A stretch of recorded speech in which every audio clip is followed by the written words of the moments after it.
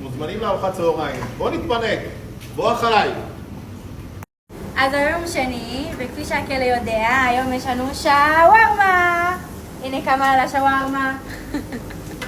פה לחמניות עם אסדו, עם פירורי חלבה, בטחינה, ירק, מי שרוצה גם חריף, חוב לבן חמוץ, עגבניה, חסה, כל מיני אנטיפסטי.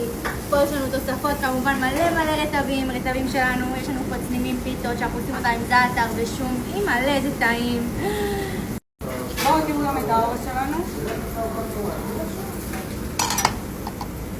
אורז עם מוח, אבוקדו. הנה נתן האלוף שלנו.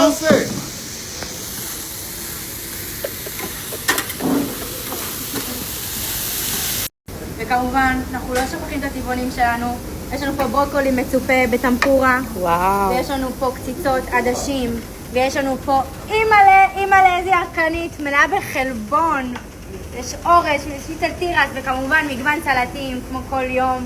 ומבחר סלטים שלנו. וואו. אימא'לה. וואו. מה את מכינה? טיטה? שווארמה. וואו. תגיעו לאכול בבקשה. והנה הרב שלנו של הכלא. תגיד דברי חוכמה. תורה. צהריים טובים.